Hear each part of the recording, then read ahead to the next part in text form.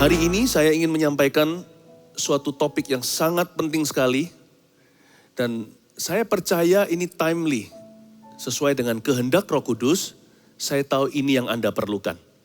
Tema kita dalam khotbah hari Minggu ini adalah mesbah keluarga yang disengaja.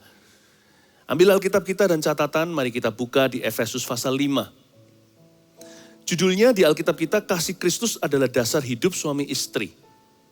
Jadi molekul terkecil per unit family adalah pernikahan. Apakah pernikahan itu dikaruniai anak atau tidak? Atau dikaruniai anak atau belum? Ketika Anda menikah, di mata Tuhan sudah satu keluarga. Bahkan ketika kita bujangan, itu sudah persiapan. Karena itu orang-orang yang masih single jangan main-main. Karena masa-masa bujangan adalah masa-masa persiapan. Persiapan ilahi. Karena tanpa pacaran kudus tidak ada pernikahan kudus juga. Tidak ada pernikahan kudus, tidak ada benih kudus. Tidak ada rancangan-rancangan yang indah. Hari depan penuh pengharapan. Jadi jangan menabur yang salah. Oleh karena itu, firman yang saya bagikan hari ini relevan dan berbicara ke semua kita yang sudah atau belum menikah. Baik yang menikahnya baru berapa tahun atau yang sudah punya anak cucu juga. Hari ini Tuhan mau berbicara kepada kita. Mari kita buka hati. Kasih Kristus adalah dasar hidup suami istri. Ayat 22 mulai. Hai istri, tunduklah kepada suamimu seperti kepada Tuhan. Karena suami adalah kepala istri sama seperti Kristus adalah kepala jemaat. Dialah yang menyelamatkan tubuh. Karena itu sebagaimana jemaat tunduk kepada Kristus, demikian jugalah istri kepada suami dalam segala sesuatu. Wow, ini heavy. Bagi para istri disuruh tunduk sama suaminya seperti kepada Tuhan. Lalu bukan hanya itu saja, istri harus tunduk kepada suami dalam segala sesuatu lagi. Bukan hanya tunduk pada suami seperti kepada Tuhan, tapi juga dalam segala hal atau segala perkara. Apakah firman Tuhan berlebihan? Tidak. Tunduk kepada suami seperti kepada Tuhan bukan berarti menuhankan suaminya karena manusia bisa salah. Laki-laki yang paling saleh pun pasti ada kelemahan dan kekurangannya. Lalu apa maksudnya tunduk kepada suami seperti kepada Tuhan? Maksudnya sederhana. Hai istri, dukunglah kehendak Tuhan atas hidup suamimu. Itu maksudnya. Bukan menuhankan suaminya. Nanti kalau suaminya suruh dia menyembah berhala, dia harus mau dong. Nggak boleh. Karena kita harus takut akan Tuhan, bukan takut akan manusia. Pada akhirnya, pada ujungnya yang paling tinggi dan paling bawah, kita harus taat dan patuh hanya kepada Allah. Tapi suami istri, pernikahan itu juga adalah idenya Tuhan di kitab Kejadian waktu Adam dan Hawa. Jadi kalau Tuhan berkata istri tunduklah kepada suami, pasti ada maksud ilahi di dalamnya. Tuhan itu gak pernah salah dan Tuhan itu bijaksana. Karena itu Tuhan berkata di sini sebagai perintah. Ayat ini bukan saran. Hai istri, tunduklah kepada suamimu. Berarti itu adalah desain ilahi. Seperti kepada Tuhan dan dalam segala sesuatu. Disuruh tunduk sama suaminya seperti kepada Tuhan, ini implikasinya. Sekali lagi yang seperti saya katakan tadi. Seorang istri yang takut akan Tuhan, harus mendukung kehendak Allah atas hidup suaminya. Jadi seorang istri itu harus berdoa bagi suaminya dan juga tahu karena Tuhan pasti akan memberitahu Anda sebagai teman atau ahli waris bersama dengan suamimu dalam hidup ini. Tuhan pasti memberitahu kepada sang istri apa yang menjadi rencana kehendak Tuhan atas sang suami. Si istri pasti diberikan kepekaan. Apalagi kalau suami istri ini rajin dan punya mesbah keluarga yang disengaja. Sedikit pesan juga untuk para suami. Percayalah kepada istrimu. Karena Tuhan telah menaruh dia di sebelahmu, dia pasti tahu sesuatu. Dia nggak tahu segala sesuatu, dia pasti tahu sesuatu. Karena itu andai kata setiap kita membangun mesbah kita dengan sungguh-sungguh, kita nggak tunggu sampai terjadi sesuatu baru membangun kepercayaan itu. Yang seperti itu seperti para mahasiswa yang baru belajar last minute-an sebelum kuis atau sebelum ulangan. Seorang pelajar contohnya, malam sebelumnya baru betul-betul pelajari seluruh buku matematika, selama ini nggak pernah memperhatikan pelajaran celaka yang crisis management seperti itu. Itulah sebabnya firman ini bukan hanya menyembuhkan, firman ini juga mencegah dan mempersiapkan. Bangunlah mesbahmu. Bangunlah mesbahmu secara sengaja seperti orang yang mempersiapkan payung sebelum hujan. Bangun rasa percaya antara suami dan istri. Karena nanti pasti berguna. Kalau ada satu orang di dunia ini, hai suami, yang patut Anda percayai lebih daripada sekretarismu, PA atau personal assistantmu, atau kongsian Anda, atau teman-teman sepedaan, atau rekan-rekan bisnis. Kalau ada satu orang yang harus Anda percayai, adalah istri sendiri. Itulah sebabnya suami istri yang takut akan Tuhan harus membangun kerohanian. Karena pasti akan berguna tepat waktunya. Sebelum digunakan, payungnya sudah ada sebelum hujan. Nah dimulai, tapi kenapa kok Tuhan mulainya dengan istri dulu ya? Pernahkah Anda perhatikan di ayat 22 kenapa bunyinya enggak begini? Hai suami, bukankah suami kepala keluarga? Bukankah dia imam? Kenapa kok istri dulu? Karena memang wanita itu diberi Tuhan satu karunia namanya pengaruh. Wanita itu pengaruh. Suami atau laki-laki itu pemimpin. Dia pembangun rumah. Tapi perempuanlah atmosfernya. Karena Tuhan tahu istri itu sangat influential. Maka itu firman Tuhan lewat jari jemari Paulus, surat Paulus kepada Efesus. Yang pertama-tama Paulus ajak bicara dulu. Yang pertama-tama Tuhan tujukan firman-Nya adalah kepada wanita. Hai istri. Waktu saya baca ini, saya bertanya, kenapa dalam kuliahnya Roh Kudus lewat surat Efesus, kenapa bukan laki-laki dulu yang dikerjakan oleh Tuhan? Kenapa Tuhan langsung mengerjakan ladangnya, yaitu perempuan? Karena itu istri harus tahu posisinya, sekalipun Anda bukan pemimpin, Anda leader juga di mata Tuhan. Sekalipun kepala keluarga itu bukan wanita, tapi perempuan memegang kendali yang luar biasa sejak ciptaan. Lihat, Adam jatuh karena siapa? Memang Adam gak bisa salahkan Hawa. Itu loh perempuan yang kau taruh di sisiku, dia yang gak cari gara-gara dia aku jatuh. Gak bisa begitu, kamu kan pemimpin, kamu buat putusan sendiri. Tapi lihat, coba lihat wanita seberkuasa apa dalam ciptaan Allah. Dia bisa menyeret ciptaan Tuhan yang pertama loh sebelum dia jatuh ke dalam dosa. Dan dia bisa dengan demikian ketika Adam dan Hawa jatuh ke dalam kesalahan, seluruh bumi ditarik masuk ke dalam kutukan. Dan sejak saat itu orang harus mati. Bayangkan how powerful you are. Let me speak to you first, ladies. Karena itu Tuhan berkata seperti ini, hendaklah seorang istri yang takut akan Tuhan tunduk kepada suaminya seperti kepada Tuhan, garis bawahi. Seperti kepada Tuhan itu maksudnya sekali lagi tidak bisa saya cukup untuk menekankan ini lagi dan lagi. Seorang istri harus mendukung kehendak Tuhan atas hidup suaminya. Karena suami adalah titipan Tuhan kepada Hawa. Hah? Iya. Selama ini yang kita seringkali dengar secara klasik di dalam khotbah pengajaran tentang family adalah anak adalah titipan ilahi. Putra putri adalah titipan Bapak Sorgawi kepada papa mama. Betul, tapi sadarkah Anda, suami adalah titipan Tuhan kepada istri. Adam adalah titipan Tuhan kepada Hawa. Ketika Tuhan menciptakan Adam, Tuhan berkata tidak baik laki-laki ini sendiri. Lalu Tuhan berfirman, aku akan aku akan ciptakan, aku akan bentuk dari tulang rusuk seorang penolong yang sepadan. Kata penolong yang sepadan berarti kopilotnya atau orang yang menjaganya. Bukan membimbingnya, tapi menjaganya. Itulah sebabnya yang dimaksud, hai istri tunduklah kepada suamimu sama seperti kepada Tuhan. Implikasi berikutnya setelah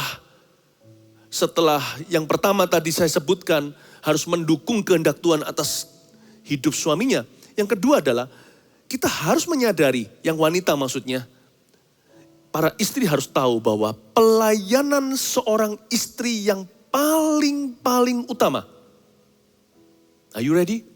Adalah hati suaminya. Karena dia penolong sepadan. Tuhan ciptakan Hawa dari rusuk Adam untuk menjaga dia. Bukan babysitting loh ya. Kasihan kalau seorang istri menikah dengan seorang pria yang gak dewasa. Paling yang dewasa hanya umurnya. Kalau kita nonton film D itu untuk dewasa. Untuk 18 tahun ke atas. Usianya sudah 18 tahun ke atas. Sifatnya masih kekanak-kanakan. Kasihan. Makanya itu sekarang kalau di dalam Kristus tidak ada lagi Yunani, Yahudi, orang merdeka, budak, tidak ada pria, wanita. Saya berharap ketika Anda dalam hadirat Tuhan, defisit itu, baik kalau laki-lakinya yang kurang dewasa, akan diangkat oleh Kristus. Dekat sama Tuhan itu, kita akan diseimbangkan. Kalau sekarang wanitanya yang kurang tunduk, akan mulai menyusul penundukannya. Jadi tidak ada yang mustahil bagi Tuhan ya, kabar baiknya jangan sesali pernikahan Anda. Sama-sama aja cari Tuhan, nanti Tuhan samakan. Tapi, bagi seorang istri sekarang, sekalipun Anda bukan babysitter suami, ketahuilah, sadarlah, bahwa pelayananmu yang paling utama itu bukan singer di dalam gereja.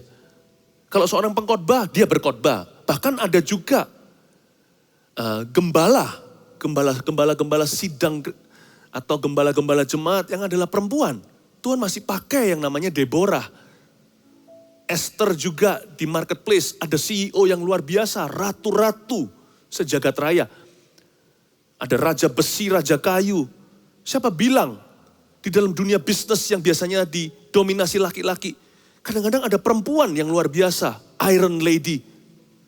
Tapi bagaimanapun juga, apapun karirmu, apapun suksesmu, setinggi apa Tuhan mempromosikan, ingatlah selama Anda adalah keturunan Hawa, hai wanita. Apalagi kalau Anda menikah, remember one thing.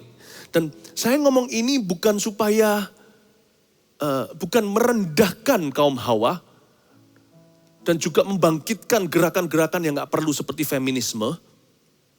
Ya. Saya katakan tadi laki dan perempuan diciptakan sama, malah justru perempuan yang disebut dulu berarti lebih berpengaruh. Maksud saya bilang begini adalah, kalau Anda keturunan Hawa, dan kalau Anda menganggap dirimu adalah seorang perempuan yang takut akan Tuhan, apalagi kalau sudah menikah, ingatlah bahwa pelayananmu yang paling penting di mata Allah Bapa adalah hati suamimu. Jadi kenali hati sang suami. Hati setiap laki-laki itu berbeda soalnya. Sama dengan sidik jari kami, tidak ada yang sama. Kenali hati suamimu. Mungkin bagi istri seorang yang melayani, gak harus pendeta sih, tapi pelayanan gereja, mungkin hal-hal seperti kita tahu, Anda mesti tahu waktu-waktu peka kapan. Suami jangan diajak berantem sebelum pertemuan penting. Ya. Penguasaan diri, mawas diri. Ada juga beberapa wanita, beberapa istri yang tanpa sengaja sih, lugu saja di depan teman-temannya suka merendahkan suaminya. Suaminya ada di sana. Mending rasan-rasan di belakang, ini di depan orang. I think dengan cara gitu Anda melanggar pelayanan utamamu di hidupmu. Apapun suksesmu ya, gak sebanding dengan bagaimana Anda ditaruh Tuhan di sebelah sang suami untuk menjaga hati. Kadang-kadang juga perlu saring berita. Kita harus tahu suami kita ini sering kesleo di mana. Sering terpelecok di mana. Dia paling gak suka dengan orang tertentu. Nah kalau kita tahu itu, supaya hati sang suami sembuh, kita doakan diam-diam, pelan-pelan nasihati. Mungkin katakan sang wanita, sang istri, diam-diam dengan cara yang hati-hati dan bijaksana. Seperti wanita bijak di Alkitab. Seperti Abigail bicara sama Daud untuk mencegahnya berbuat kesalahan. Diselipkan perlahan-lahan agar sang suami sadar di mana kesalahannya. Nah kalau Anda tahu ada berita hot tentang sesuatu yang memang dia benci, saring itu. Bukan berarti nggak terbuka segala sesuatu, tapi harus tahu. Sang istri itu punya ministry adalah merajut hati Tuhan ke dalam hati suami. Suami punya tanggung jawab sendiri sih. Harusnya kalau saya ngomong begini, laki-laki harus tutup telinga, nggak boleh dengar. Supaya jangan beralasan nanti seperti Adam, itu kumat-kumatan, lalu tuntut pasangannya dan menuduh dia berkata, inilah wanita yang membuatku jatuh dalam dosa. Jangan begitu. Saya bicara dengan para pria keturunan Adam dulu sesama kaum. Jangan lemparkan tanggung jawab. Your heart is your responsibility. After all, you are a leader, right? You are the leader of the family. Anda adalah pemimpin bagi keluarga. Tapi saya beritahu kepada wanita dulu, your ministry is to protect your husband's heart. Ya, saya nggak tahu aplikasinya gimana, taruh dalam hati, simpan di dada, nanti Roh Kudus akan pakai perkataan-perkataan yang muncul dari mulut saya ini, yang menjadi kepanjangan atau saluran dari mulut Allah, dan akan menuntun setiap langkahmu, sebab firman adalah pelita. Anda akan tahu kapan berbicara apa, kapan jangan, kapan menguasai diri, dan bagaimana menata kalimat, bagaimana membawa diri, dan tahu seluk-beluk hati suami. Kenali. Jadilah berkat buat keluargamu. Jadilah berkat buat suami. Wah, kalau ngomong demi ngomong begini ya, bicara seperti ini kok kayaknya yang bombardir yang perempuan. Kapan laki-laki? Oh, siap-siap. Ayat berikutnya, ayat 25. Hai suami, kasihilah istrimu sebagaimana Kristus telah mengasihi jemaat dan telah menyerahkan dirinya baginya. Untuk menguduskannya sesudah ia menyucikannya dengan memandikannya dengan air dan firman. Berhenti sampai sana. Mulailah. Hai suami, kasihilah istrimu. Agapelah istrimu. Kasih yang disebut sini berstandar tinggi. Berstandar ilahi. Bayangin tuntutan bagi seorang pria. Agapelah istrimu. Jangan hanya eros atau cinta yang sifatnya romantis saja. Itu juga sih kadang-kadang itu yang diperlukan hari-hari ini. Orang-orang beranggapan pokoknya aku cinta sama kamu, sayang sama kamu, sudahlah gak usah berkata I love you. Gak usah ajak dia keluar, gak usah berikan waktu. Agape itu bukannya kasih yang bukan eros atau kasih yang bukan philea. Agape adalah semua kasih yang lain itu ditelan sama dia. Agape dalam konteks pernikahan juga eros atau kasih romans, kasih fisik. Termasuk di dalamnya bahkan lebih dari itu. Jadi bukan pilih salah satu seperti orang pilih menu. Pokoknya aku sayang sama kamu, aku hidupi kamu, aku faithful ke keluarga. Udahlah, aku gak usah terlalu romantis sama kamu. Kenapa sih? Anniversary lupa. Jangan salah loh, agape tidak menghapus eros dalam pernikahan. Kalau enggak nikah enggak boleh ada eros. Agape itu termasuk dan melampaui eros. Agape itu menelan, melampaui, melebihi philea. Philea artinya cinta kasih persaudaraan. Suami istri juga harus the best of friends atau menjadi sahabat yang paling karib. Bukan hanya mereka romantis atau hanya status doang. Seperti saudara seiman. Tapi mereka juga seperti teman.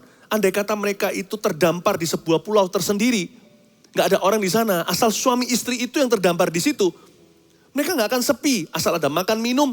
Mereka bisa bicara tentang hal-hal seputar dunia. Gak terasa waktu berlalu, 1 tahun lalu pertolongan datang. Ada kapal yang melihat mereka. Istilahnya perumpamanya. Tapi kalau saya disuruh berada di satu pulau, jangankan satu pulau. Di satu mobil aja dengan orang yang saya gak kenal. Diam pun akan menjadi awkward atau momen-momen yang sangat aneh. 5 menit terasa seperti 5 bulan di satu mobil dengan seseorang yang saya bukan hanya tidak kenal, mungkin saya tahu, tapi kami tidak karib dan dia bukan teman. Tapi kalau sama istri sendiri, istri sama suami yang membangun friendship selama ini, pergi berdua enggak terasa, 1 minggu terasa seperti 1 hari. Itu philea, friendship love. Tapi di sini di ayat 25, hai suami, kasihilah istrimu dengan semua itu. Kasihilah istrimu dengan semua cinta. Cinta kasih Tuhan, cinta persahabatan, cinta kekasih, pacaran. Love with all kinds of love, itulah agape. Kasihilah istrimu dengan segala cinta. Sebagaimana Kristus telah mengasihi jemaat dan telah menyerahkan dirinya baginya. Ada dua dimensi kasih Yesus kepada jemaat untuk jadi comparison, perbandingan seorang suami gimana mencintai istri. Yesus itu mengasihi, lalu menyerahkan diri. Yesus itu mengasihi jemaat dan menyerahkan dirinya baginya. Suami juga sama. Kita mesti mengasihi istri dengan segala cinta dan menyerahkan diri. Perbedaan antara suami dan istri dalam hal penyerahan apa? Si istri menyerahkan hidup kepadamu. Ketika dia berkata saya bersedia atau I do, seorang wanita telah kehilangan hidupnya. Bahkan di masyarakat seolah-olah kehilangan marganya. Ya, istri saya disebut Ibu Mantova. Padahal dia tidak dilahirkan sebagai seorang Mantova. Tapi dia dinikahkan kepada seorang Mantova, Philip Mantova, dan I'm lucky. Saya beruntung sekali. Nah, dia sudah serahkan hidup loh kepadaku. Minimal yang bisa kulakukan adalah serahkan diri kepadanya. Coba bedakan. Loh, saya nggak berkata seperti ini berarti wanita tidak kehilangan status atau identitas pribadi. Enggak loh ya. Dua menjadi satu itu bukan berarti satu dikorbankan. Tapi dua-dua dikuatkan. Maksudnya bukan berarti perempuan kehilangan identitasnya. Juga bukan. Bukan. Maksud saya adalah sejak sang istri itu menikah dengan sang laki-laki, sekalipun mereka bisa sama-sama double karir, seperti banyak orang di dunia ini, suami kerja, istri kerja, kerjaannya pun beda. Bahkan secara psikologi disarankan di luar sana, tentunya ada perkecualian. Namun demikian sangat dihimbau agar suami istri tidak kerjanya di dalam ruang kantor yang sama. Ini adalah sesuatu yang umum. Biasanya penilaian masyarakat. Maka kadang-kadang mereka bisa karirnya double. Sendiri-sendiri, punya kerjaan sendiri-sendiri, begitulah. Tapi bagaimanapun juga di mata Tuhan, sang istri ikut panggilan suaminya. Bisa jadi sang istri berpendapatan lebih tinggi dari sang suami, tapi di mata Kristus tetap sama. Suami adalah kepala, berarti istri itu mendukung panggilan suaminya. Keuangan kan nomor 2, hanya bicara soal keran. Tuhan itu adil ketika double karir, dua-dua pekerjaan. Kerannya dua-dua terkucur dengan air, dengan supply, dengan persediaan. Kuotanya sekian.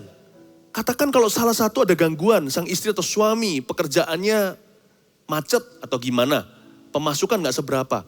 Tuhan bisa loh kencangkan arus deras keran yang masih terbuka. Entah dari pekerjaan suami atau dari pekerjaan istri. Tuhan bisa double. Tuhan bisa melipat gandakan berkat. Karena bagi suami istri di mata Tuhan, tidak ada pisah harta. Di mata Allah hanya satu supply-nya. Sumbernya Kristus, satu family yang diberi makan. Tuhan pelihara, Yehovah Jireh namanya. Jadi jangan pernah membuat pendapatan sebagai persaingan. Tapi saya mau bicara bahwa di mata Allah, apapun kondisi pendapatanmu, bagaimana karirnya, yang satu pekerja, yang satu ibu rumah tangga, atau dua-dua punya pekerjaan, di mata Tuhan sang istri ikut suami panggilannya. Nah kalau sang istri sudah memberikan hidup kepadamu, hai kaum Adam, saya rasa tidak berlebihan, tidak keterlaluan kalau kita serahkan diri. Dia serah hidup, kita serah diri. Itulah sebabnya seorang suami harus rajin memperhatikan istrinya. Apa susahnya beri perhatian dan beri waktu. Dia sudah beri hidupnya kepadamu. Apa susahnya beri pujian. Apa susahnya bukakan pintu. Nanzihan ta zhangfu. Kata bahasa Chinese-nya. Aku ini macho man, bukan? Aku ini kan pria dengan ego segunung es. Istrimu lo sudah serahkan hidupnya. Kalau gak happy ya dia seumur hidup gak happy denganmu. Dia sudah menikah denganmu, sudah jadi milik orang. Dia sudah tinggalkan papa mamanya. Apa susahnya dia sudah serahkan hidupnya, Anda serahkan diri. Yesus ajarkan Kristus mengasihi jemaat dan dia menyerahkan diri, namanya Immanuel. Coba gak percaya? Merem, tutup mata dan berkata Yesus, dia langsung ada di situ. Dia gak berkata, nanti ya, tunggu ya. Dia nggak suruh malaikatnya, nggak suruh Gabriel untuk temanimu. Namanya Immanuel, Allah beserta kita. Dia sendiri yang turun tangan. Tentunya nggak bisa kita seenaknya tinggalkan rapat, enggak. Saya nggak berkata langsung seketika. Tetapi yang menjadi interest atau menjadi kepentingan istri Anda, apalagi kebutuhannya, harus menjadi top priority-mu. Jangan prioritaskan hanya kerja. Kerja itu untuk dapat sesuatu. Istri adalah untuk menikmati segala sesuatu yang telah Anda usahakan di bumi. Karena itu prioritaskan istri Anda. Dan mari kita prioritaskan istri kita. Kalau Tuhan menyerahkan dirinya kepada gerejanya, kita juga harus menyerahkan diri kita kepada istri kita. Apa susahnya beri waktu? Dia sudah beri hidupnya kepadamu dan kepadaku. Itu maksudnya. I want to see